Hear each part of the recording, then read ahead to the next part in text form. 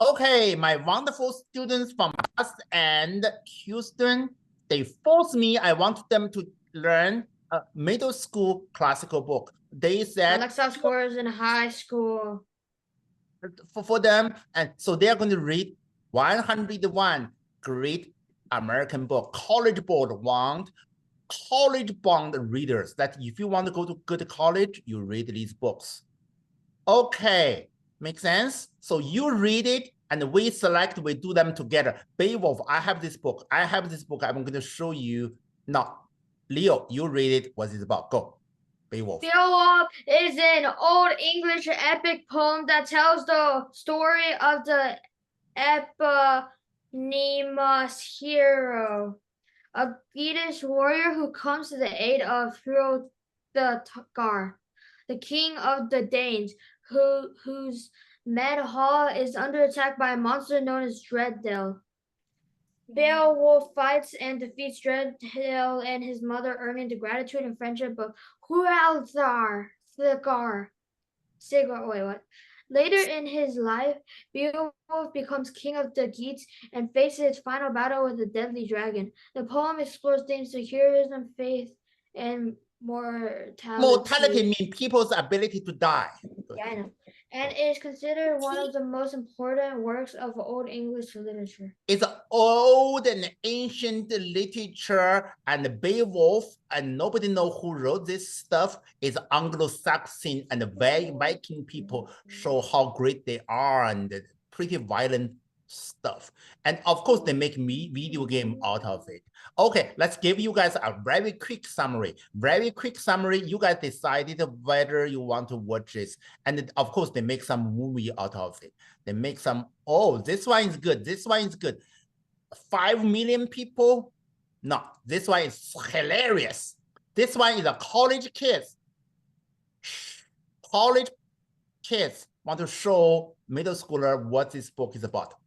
Go, listen. Beowulf was written a little over 1,000 years ago, and it's one of the oldest English texts that still exist. And that's English with big glowing air quotes, by the way, as it was written in Old English. Now, you might have Old English confused for that stuff Shakespeare wrote, you know, all those forsooths and verilies and whatnot, but that's actually early modern English. Now, failing that, you might think that messy language Chaucer wrote the Canterbury Tales in must be Old English. You know, that stuff you can kind of read, but it's all written with weird spellings and pronounced like you've got a golf ball in each cheek. Well, I'm afraid that's only Middle English. No, if you want to know what real Old English was like, look no further than, oh, good lord, where do you start? One thing to note about Beowulf is that once you boil it down to its essential textual components, it's actually a remarkably short story, especially by epic poetry standards. This is because the style of writing at the time involved what amounted to drive-by exposition, where the narrator would, at random intervals, veer the story off course into a random tangent and explain huge, complex historical contexts to provide backstory for everything from a line of great kings to a small pile of gold. So when you cut out all that nonsense, you're left with a nice, simple story about how one man beat the crap out of 3 giant monsters, became the king of a small country, and inspired all the coolest parts of both J.R.R. Tolkien and Skyrim. This is good for me. Makes sense? Did I mention J.R.R. Tolkien to you guys?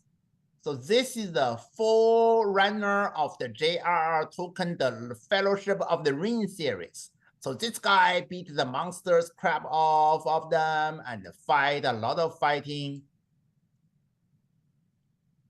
King of a small country, and inspired all the coolest parts of both J.R.R. Tolkien and Skyrim. This is good for me because, in case you haven't noticed, I love to talk. And in between the simplicity of the story and the shortness of the text, there is plenty of time for me to ramble on about the idiosyncrasies of Beowulf without exceeding my arbitrary time limit. For instance, did you know Beowulf literally means bee-wolf, which itself was a colloquialism translating to bee hunter, which in turn just meant bear? Well, you do now. So our story begins with some backstory. Yeah, I know what I said, but this part is actually pretty cool, so roll with it. Once upon a time in ancient Denmark, there was a great king named Shield Shaving. He doesn't appear in this book, but Shield had a mighty son, Beowulf, who became an equally mighty king when Shield died. However, despite the name, this was a different Beowulf, who also does not appear in this book. Beowulf, still not that one, in turn had a son, Halfdana, who sparked a long-standing feud between his family and the Heathbards by getting himself killed by Frode, an ancient Danish king and lord of the Heathbards who also might have been his brother. And none of this appears in the book either. Isn't this fun? But Halfdana managed to have 4 kids before he died, although one of their names has been lost. Let's this is too long. Let's see whether they have a video game. They must have a Beowulf video game. If it's not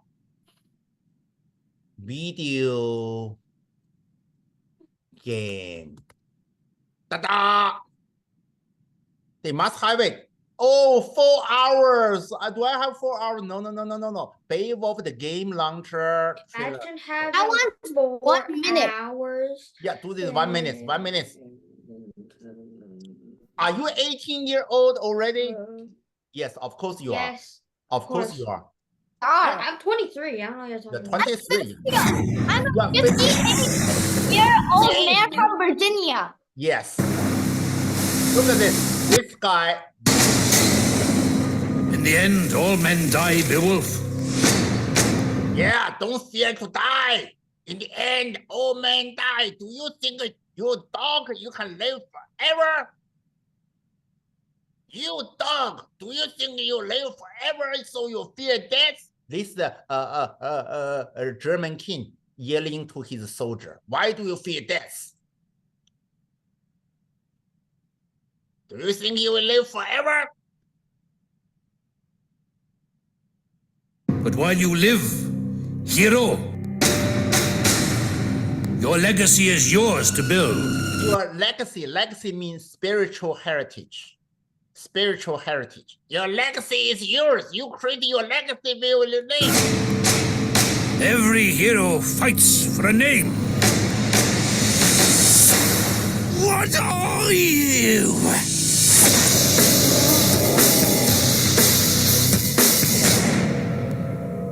See, dragon, he's fighting with the dragon to the death. He killed the dragon by pulling the dragon's heart out of the dragon's body.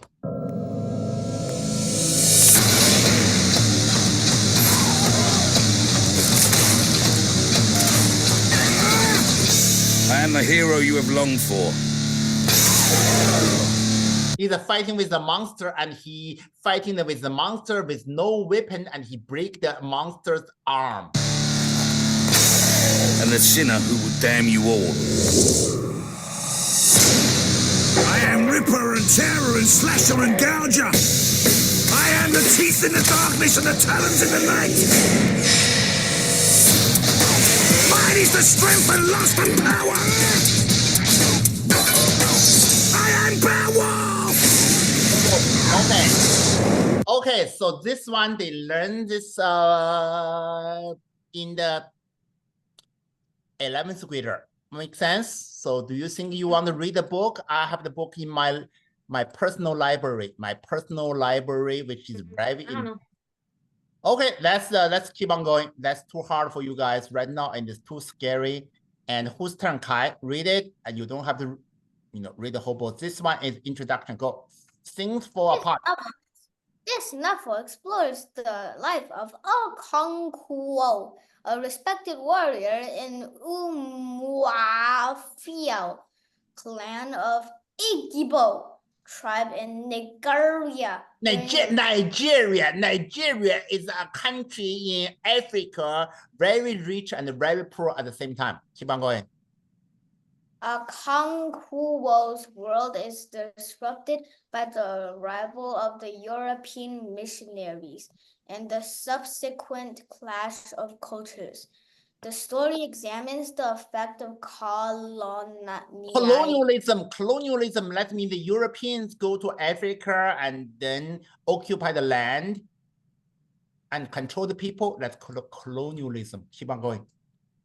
On African societies, the clash between tradition and change, and the struggle between individual and society. Despite his efforts to resist the changes, Kong Kuo's life, like his society, falls apart. Okay, this is about the African, and I don't think you understand. Death in the family. Whose turn? Novel centers around the tragic death of a young father in a car accident, exploring its profound impact on his family. The narrative delves into the grieving process of his wife, children, and extended family in Knoxville, Tennessee in 1915. The story explores themes of love, loss, and the struggle to find meaning in the face of tragic circumstances. It's a poignant examination of the human condition and the inevitable experience of loss. You cannot avoid it. Everybody experience loss. What's For the example, greatest book of all time? So these are the greatest book of all time. The things we are reading. Pride and Prejudice. Pride and Prejudice. Isn't the greatest book of all time War and Peace? Oh yes, of course. Are you still reading the War and The Peace? Bible? The Bible? Yeah. The great one, The Great Gatsby. Great And Gatsby. number 2, In Search of Lost Time. Number 3, Ulysses. Number 4, 100 Years of Solitude. Number 4.5, A Kroger Ad. Number 5, The Catcher in the Rye. Hey, Number hey, 6. Is that your notes from my class? Yes or no? No, I just searched it up. Greatest book. You sir, why don't you read? You share screen with us, and then you share screen with us, and then we will follow your instruction. Not your instruction, your recommendation, because your friend listened to me, and I can listen to you too. You can share screen. Go ahead.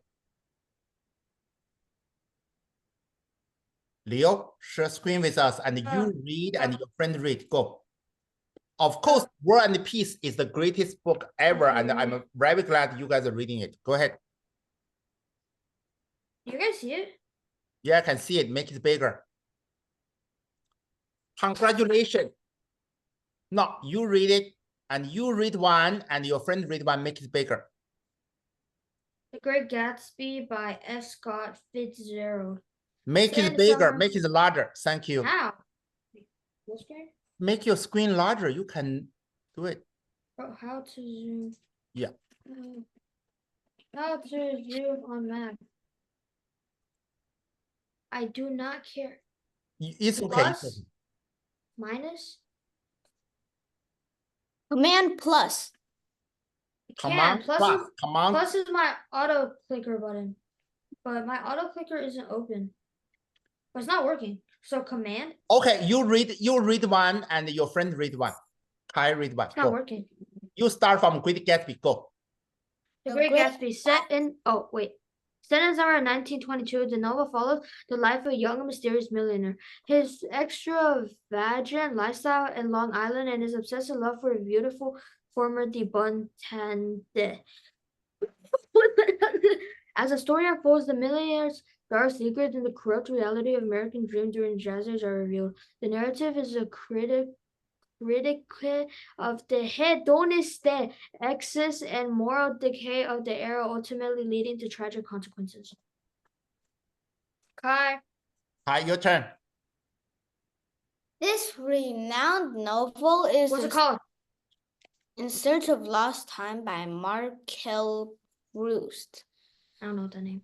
This renowned novel is a sweeping exploration of memory, love, art, and the passage of time, told through the narrator's recollection of his childhood and experiences in adulthood in the late 19th and early 20th century aristocratic France.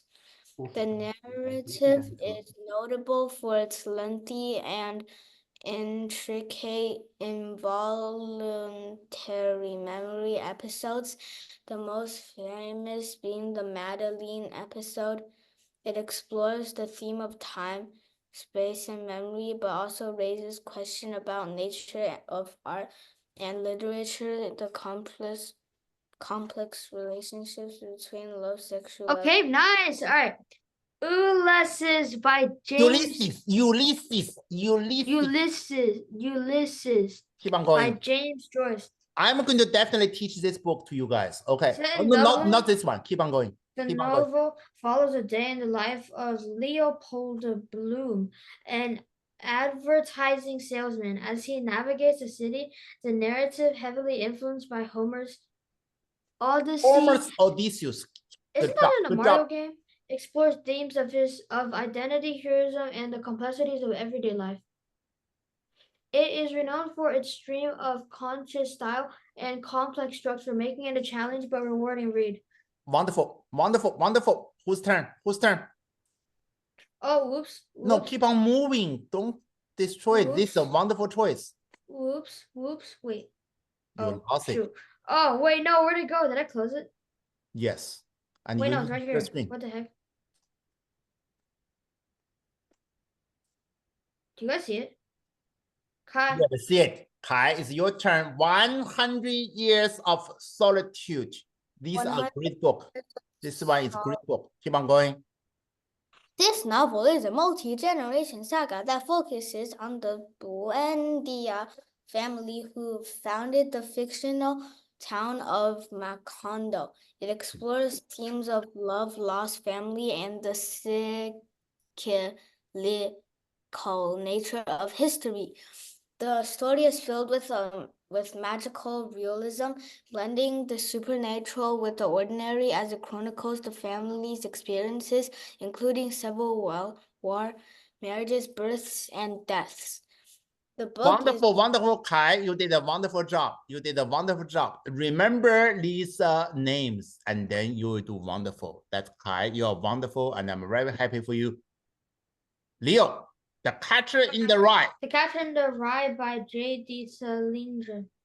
The novel follows the story of a teenager named Holden Caulfield, who had just been expelled from his prep school. The narrative unfolds over the course of 3 days, during which Holden experiences various forms of alienation and his mental state continues to unravel. He criticizes the adult order as pony and struggles with his own transition into adulthood. The book is a profound exploration of teenage rebellion, alienation, and a loss of innocence. So this book is about a spoiled, very rich brats. Okay, very rich and very unstable. Hey, War and Peace. What? Anna Karenina. That's not a. It's by War and Peace. War and Peace guy. Wait. I want to see which one's. Where is War and Peace? Hey, look, they have this book before War and Peace. Are these two? Yeah. Okay, set in the backdrop of the Napoleon era, this novel presents a panorama of Russian society and its descent into the chaos of war. It follows the interconnected lives of 5 aristocratic families, their struggles, romances, and personal journeys through the tumultuous period of history. Narrative explores themes of love, war, and the meaning of life, as it weaves together historical events with the personal stories of its characters. Why don't you guys study one chapter of War and Peace? You guys read War and Peace, and we only have 10 minutes. Is that a good idea? Yes or no, Leo? No. No, keep on going. Keep on going. Whose turn? Hi. The Stranger by Albert Camus. The narrative follows a man who, after the death of his mother, falls into a routine of indifference and emotional detachment, leading him to commit an act of violence on a sun-drenched beach. His subsequent trial becomes less about the act itself and more about his inability to conform to societal norms and expectations, ultimately exploring themes of existentialism, absurdism, and the human condition. Oh, shoot. William Faulkner. Keep on going. The Lord of the Rings. Why is this here? The Sound and the Fear by William Faulkner. This novel is a complex exploration of the tragic Compson family from the American South, told by 4 distinct perspectives. The story unfolds through a stream of consciousness narratives, each revealing their own understanding of the family's decline. What the heck just happened? It's jumping around. The Lord of the Rings series. Why don't you guys do the Lord of the Rings series? That's my suggestion. Who is going to read Lord of the Rings series? Hi. All right, good luck, Kai. Hi, go ahead. Are we still recording? The Lord of the Rings by J.R.R. Tolkien.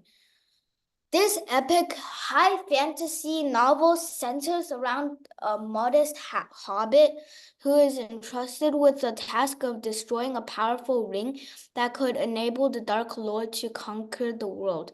Accompanied by a diverse group of companions, the hobbit embarks on a perilous journey across Middle-earth, battling evil forces and facing numerous challenges.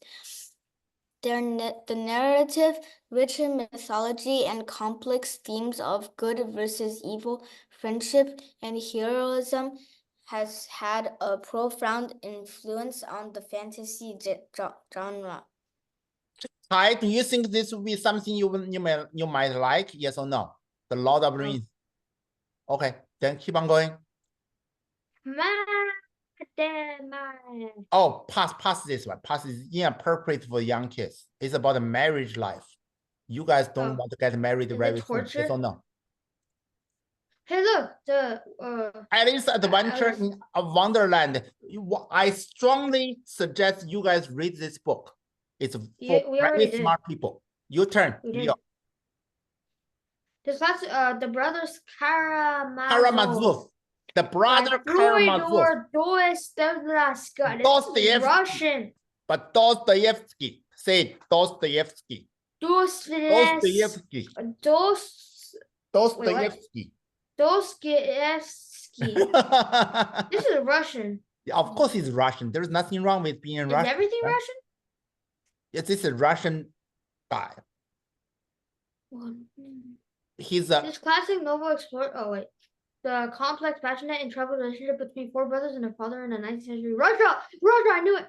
The narrative delves into the themes of faith, doubt, morality, and redemption.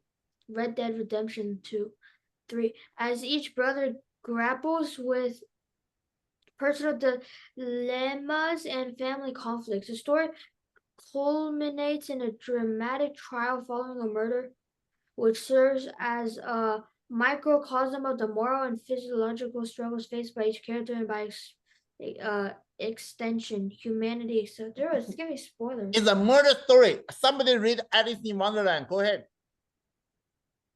Oh, the Odyssey by Homer. Me and Kai already read Alice in Wonderland. I want to read this. Okay, Kai, read Odyssey by Homer. Go.